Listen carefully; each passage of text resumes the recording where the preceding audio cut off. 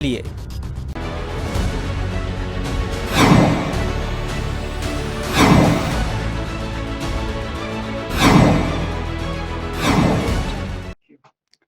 और उत्तर प्रदेश में जैसे जैसे विधानसभा का चुनाव नजदीक आता जा रहा है, सभी राजनीतिक दल भी सक्रिय होते हुए जा रहे हैं। और आपको बता दें कि यहाँ पर राजनीतिक सरगर्मियां भी लगातार बढ़ती हुई जा रही हैं। 2022 में उत्तर प्रदेश में होने वाले विधानसभा चुनाव की स्थिति पर समाजवादी पार्टी के यहाँ पर पूर्व मंत्री स्वर्गीय राजेंद्र सिंह राणा की सुपुत्री प्रेमवदा राणा से रिहान अली ने खास बातचीत की। क्या कुछ कहा उन्होंने, आइए आपको सुनवाते हैं। नमस्कार, मैं हूं रिहान अली और आप देख रहे हैं नेशन 24 न्यूज। उत्तर प्रदेश में विधानसभा चुनाव के मात्र 4 महीने बाकी है।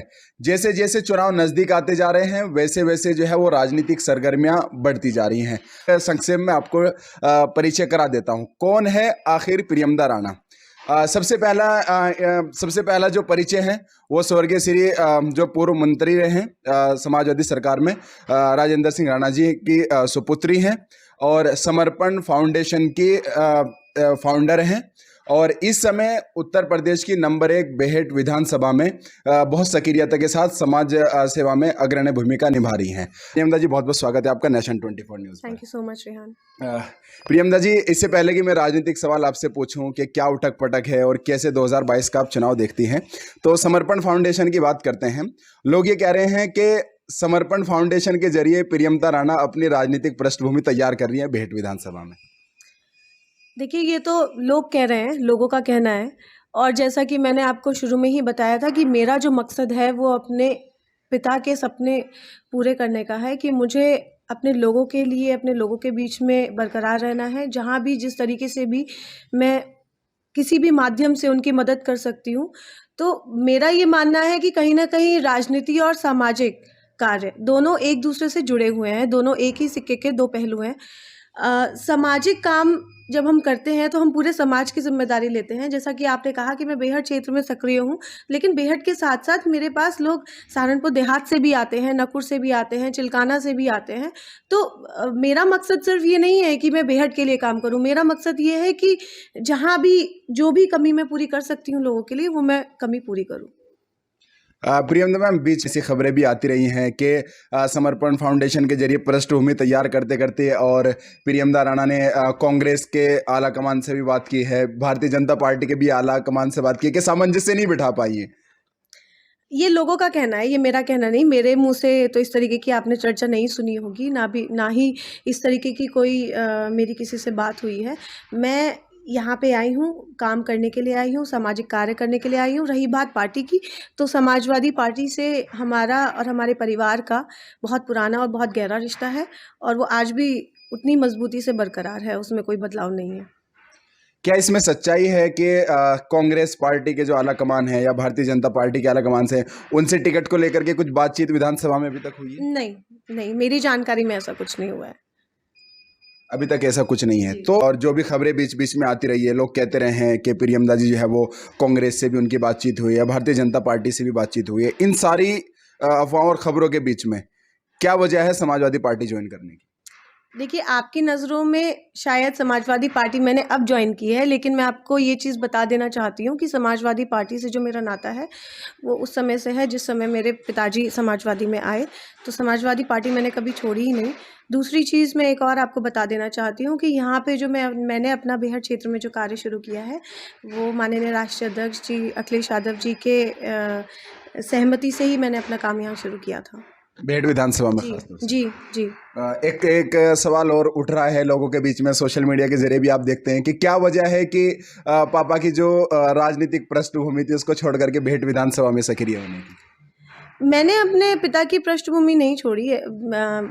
देवबंद जो है वो मेरा जन्म स्थान है और मेरा कर्म स्थान भी रहा है और आज भी वहाँ के लोग मुझसे जुड़े हुए हैं और जिस भी तरीके से मैं उन लोगों के लिए खड़ी हो सकती हूँ, मैं हमेशा खड़ी रही हूँ और आगे भी खड़ी रहूँगी।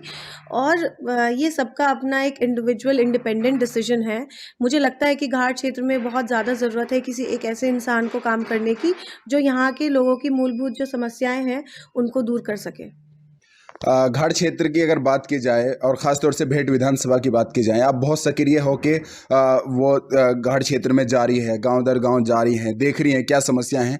तो अभी तक आपने जितना सर्वे किया है, जितना ऑब्जर्वेशन किया, आपको क्या लगता है भेट विधानसभा में कौन से बड़े मुद्दे हैं, कौन सी बड़ी समस्याएं हैं?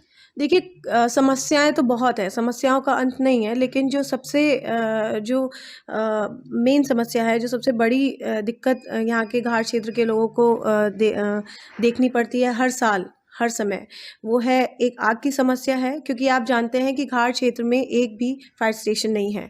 हालांकि ये बात सामने मैंने डीएम साहब के सामने ये रखा भी था कि एक फायर स्टेशन होना बहुत ज़रूरी है। आप जानते ही हैं मिर्ज़ापुर वाला जो क्षेत्र है उसमें कितनी आग लगती रहती है, और ना कि सिर्फ घर जलते हैं, मवेशी भी जलते हैं और लोग भी जलते हैं, तो उनका तो नुकसान हो ही रहा है। दूसरी जो बड़ी समस्या है वो यहाँ पे इंटर कॉलेज की है, और लोगों को, बच्चों को, माँ बाप को बहुत दिक्कत आती है जब 20 किलोमीटर का सफ़र तय करना पड़ता है उनको अपने बच्चों को पढ़ाने के लिए। कई बार लोगों के पास इतनी आमदनी नहीं होती है कि वो बस का किराया दे सके, और कई बार घर की परिस्थितियाँ ऐसी नहीं होती है। तो मुझे लगता है कि यहाँ पे एक इंटर कॉलेज की ज़रूरत है मिर्ज़ापुर क्षेत्र में, क्योंकि लोगों को बादशाही बाग से जाना पड़ता है। दूसरी चीज़, यहाँ पे एक गर्ल्स इंटर कॉलेज की बहुत ज़रूरत है। कम्यूटेशन की प्रॉब्लम है। अगर किसी को भी कोई कैजुअल्टी हो जाए या रात बेरात कोई दिक्कत हो जाए तो यहाँ पे बस की सुविधा नहीं है। बरौली से आगे बस नहीं चलती है, जहानपुर वाले क्षेत्र में बिल्कुल बस नहीं चलती है। उन सबके परमिट्स हैं, सबके परमिट्स हैं, लेकिन एक भी बस नहीं चलती है। तो क्यों हम उन परमिट्स को कैंसिल करा पा रहे हैं? अगर बस नहीं चल रही है, वो सुविधा इसलिए दी गई है, वो परमिट्स इसलिए दिए गए हैं ताकि जो लोगों की जो कम्यूटेशन की प्रॉब्लम है वो दूर हो सके। तो जब वो बसेस नहीं चल रही है तो हमें लगता है कि उन परमिट्स को कैंसिल कर देना चाहिए। तीसरी जो समस्या है कि जितने भी आप गाँव में जाएंगे आप देखेंगे कि उपकेंद्र बने हुए हैं। वो जो उपकेंद्र बने हैं वो उनको मेडिकल फैसिलिटीज़ प्रोवाइड करने के लिए बने हैं कि अगर रात को किसी बच्चे की तबीयत ख़राब हो जाए, किसी बुज़ुर्ग की तबीयत ख़राब हो जाए, कोई प्रेग्नेंट वुमेन है, उसको इमरजेंसी में ट्रीटमेंट की ज़रूरत है, तो जब वो फंक्शनल ही नहीं है उपकेंद्र, तो आप ये बताइए लोग कहाँ जाएंगे? उनकी क्या स्थिति आपने देखी है प्रियंका मैम? क्या स्थिति आपने देखी है? जो उपकेंद्र है, स्वास्थ्य उपकेंद्र की मैम बात कर रही हैं, तो क्या स्थिति आपने उनकी परखी है कि इस समय उनकी क्या स्थिति बनी हुई है? मैंने सिर्फ ताले देखे हैं वहाँ पे, मैंने किसी को नहीं देखा है। आप बरौली के उपकेंद्र में जाके देखिए, वहाँ पे 10-10 फुट ऊंची मतलब घास उग चुकी है और वहाँ पे ताले लगे हुए हैं। तो मैं ये जानना चाहती हूँ कि जिनकी जिम्मेदारी है, जिनको जिम्मेदारी दी गई है, वो कहाँ है? वो क्या कर रहे हैं? वो अपने लोगों को क्यों नहीं देख रहे हैं? सरकार ने अगर कोई स्कीम बनाई है या कोई योजनाएं बनाई हैं, वो लोगों के वेलफेयर के लिए बनाई है, लोगों की भलाई के लिए बनाए हैं, लेकिन उनसे कितने लोगों को भलाई मिल पा रही है, कितने लोगों को फायदा मिल पा रहा है? भारतीय जनता पार्टी तो मैम दावा कर रही है कि देखो हम लोगों ने ना स्वास्थ्य व्यवस्था बहुत अच्छी चलाई है और कोविड में हमारा प्रबंधन इंटरनेशनल स्तर पे नाम रोशन हो रहा है उत्तर प्रदेश का, ऐसा दावा कर रही है भारतीय जनता पार्टी। और आप एक तरफ कह रही है कि सब सेंटर की ये हालत है। देखिए, मैं आपको एक चीज़ बहुत स्पष्ट तौर पे बता देना चाहती हूँ, जो आंकड़े भारतीय सरकार जो दिखा रही है कि इतने कोरोना के केसेस हैं, इतनी डेथ्स हुई हैं, ये सब फॉल्स रिपोर्ट्स हैं, सब फॉल्स रिपोर्ट्स हैं। आज भी आप देखिए, आज भी कोविड है, लोगों को कोविड है, लेकिन क्योंकि उनके टेस्ट नहीं हो पा रहे हैं तो लोग इस चीज़ को जान नहीं पा रहे हैं। डेंगू में ऐसे कहाँ लोग मरते हैं? आप देखिए कितनी मौतें हो रही हैं, हर गांव में जाके देखिए 4 से 5 मौतें, मतलब हफ्ते में 4 से 5 मौत डेंगू में हो रही है। क्या वो सच में डेंगू में हो रही है या कोविड से हो रही है? ये एक बड़ा मुद्दा है, हम लोगों को इस पे बहुत गहराई से सोचने की ज़रूरत है। हम लोगों को ये नहीं भूलना चाहिए जो आज जो हमारे देश के हालात हैं वो बद से बदतर हो चुके हैं, जहाँ पे आदमी ये नहीं सोच पा रहा है कि हम अपनी कमाई पे ध्यान दें, या हम महंगाई पे ध्यान दें, या हम बच्चों की शिक्षा पे ध्यान दें, हम क्या करें? तो एक तरीके से जो परिवार है वो पूरी तरीके से कमज़ोर होता जा रहा है। तो कहीं ना कहीं इसके लिए जो जिम्मेदार है वो सरकार जिम्मेदार है, और सरकार को ये जिम्मेदारी लेनी पड़ेगी। हाँ मैम, एक सवाल और कि पुरुष प्रधान देश माना जाता है भारत को, और जहाँ पे राजनीतिक रूप से हर जगह आप हर तरीके से कंपटीशन देखते हैं, क्योंकि अलग अलग विचारधाराएं हैं, अलग अलग मान्यताएं हैं। तो मैं आपके महिला होने के नाते ये बात कर रहा हूँ कि इस पुरुष प्रधान देश में सामाजिक संस्था चला करके उसके बाद राजनीति में अपना आपको स्थापित करना आपके लिए कितना चुनौतीपूर्ण बना हुआ है इस समय? देखिए, चुनौतीपूर्ण सबके लिए होता है। जो आदमी एक किसान परिवार से ताल्लुक़ रखता हो, किसान परिवार में जन्म लिया हो, और उसके बाद वो अपनी पढ़ाई पूरी करता है, लोगों के बीच में आता है। तो संघर्ष तो सबके लिए है। मेरे पिताजी के लिए बहुत संघर्ष रहा, हम लोगों के लिए तो फिर भी आसान है, क्योंकि हमारे नाम के साथ हमारे पिताजी का नाम जुड़ा है, और वो अपने आप में हमारे लिए बहुत बड़ी उपलब्धि है। तो हमारे लिए मुश्किल है, महिलाओं के लिए बहुत मुश्किल है, लेकिन कुछ भी असंभव नहीं है, क्योंकि महिला को अपना परिवार भी देखना होता है और अपनी ज़िम्मेदारियां भी देखनी होती हैं, और उन ज़िम्मेदारियों के चलते उनको अपना कार्य क्षेत्र है वो भी संभालना पड़ता है। तो चुनौतीपूर्ण तो रहता है, हर मुकाम पे रहता है, हर स्टेप पे रहता है, लेकिन कुछ भी ऐसा नहीं है जो संभव नहीं हो, जो हम नहीं कर सकते। मैम 2022 के विधानसभा चुनाव की अगर बात करें तो इस समय क्योंकि आप भी लोगों के बीच में जा रही हैं, क्षेत्र में घूम रही हैं, लोगों से बातचीत कर रही हैं, रुझान ले रही हैं लोगों की, तो इस समय प्रदेश की स्थिति, जिले की स्थिति या विधानसभा की स्थिति को आप कैसे देखते हैं? क्या उत्तर प्रदेश में 2022 में समाजवादी लौट पाएगी? 2022 का जो चुनाव है वो समाजवादी के लिए बहुत ही अच्छा रहेगा। उसके 2-3 कारण हैं। किसान जो है वो पूरी तरीके से बीजेपी के खिलाफ है, किसान परेशान है, आम जनता परेशान है, महिलाएं परेशान हैं, जो काम कर रहे हैं लोग मल्टीनेशनल कंपनीज में वो परेशान है, जो सरकारी अधिकारी हैं वो परेशान है। तो एक तरीके से प्रेशर तो सबके ऊपर बिल्ट हो चुका है। जैसे कि आप जानते हैं कि जो खाद के कट्टे हैं वो कितने महंगे हो गए हैं, तेल जो है वो कितना महंगा हो गया है, सरसों के तेल में ही खाना बनता है। तो आप बताइए कि एक जो मामूली सा परिवार है जिसकी जो दिन की दिहाड़ी है वो 200-300 रुपये है, तो आप ये बताइए वो कितने वक्त का खाना खा पाता होगा। आज हम कोविड से निकले हैं, और कोविड से निकलने के बाद कितने लोग ऐसे हैं जो रोज़ पैसे कमा पा रहे हैं, जिनके पास नौकरियां हैं। आज भी लोग परेशान हैं, त्रस्त हो चुके हैं, लोग बदलाव चाहते हैं, और कहीं ना कहीं जो समीकरण है वो इस तरह बन रहे हैं कि समाजवादी पार्टी जिस तरह 2012 में बहुमत में आई थी, उसी तरह 2022 का चुनाव होने जा रहा है।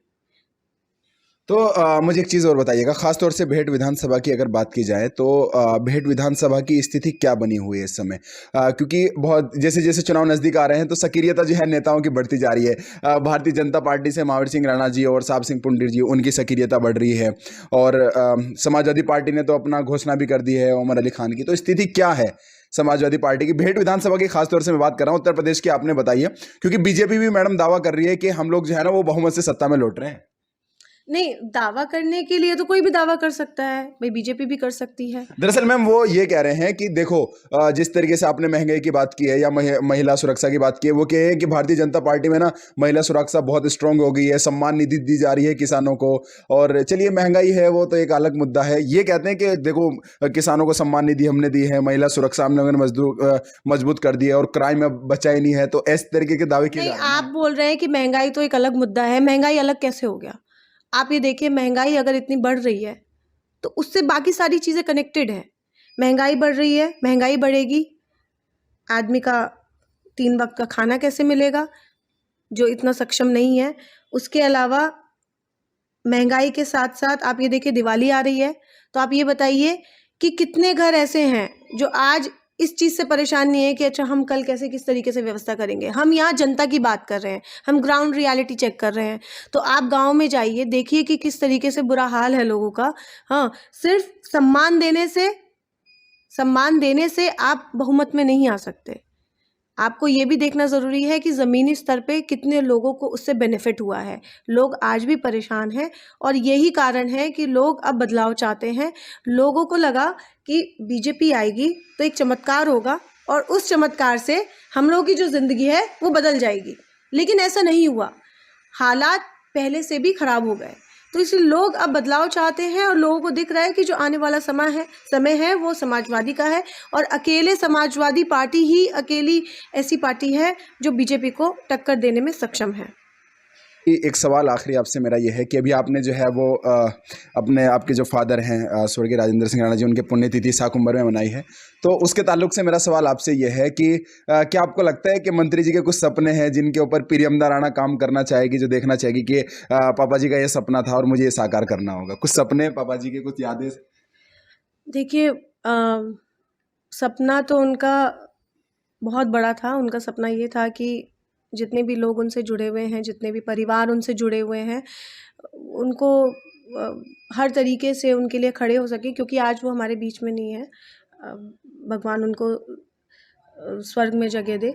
लेकिन मैं ये आपको बता देना चाहती हूँ कि वो ये चाहते थे कि हमारा जो अपना जो युवा वर्ग है उसको एक बेहतर शिक्षा मिले और उनके लिए हम एम्प्लॉयमेंट जनरेट करा सके।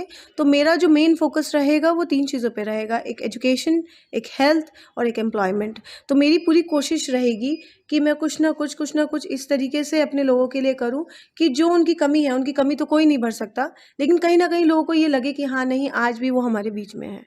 यही मैं कहना चाहती हूँ। एक आखिरी सवाल मंत्री जी के सपनों पे, क्या प्रियमदा राणा विधानसभा में विधायक बनने के ख्वाब देख रही है या उसके लिए इच्छुक हैं, या आने वाले समय में हम प्रियमदा राणा को विधानसभा को चुनाव लड़ते हुए देख पाएंगे? ये ख्वाब मैं नहीं देख रही हूँ, ये ख्वाब जनता देख रही है, लोग देख रहे हैं। लोग चाहते हैं कि हमारे बीच में हमारी जो बहन है, हमारी जो बेटी है, वो हमारे बीच में रहे, हमारे लिए काम करे और कहीं ना कहीं मैं उनका प्रतिनिधित्व करूं।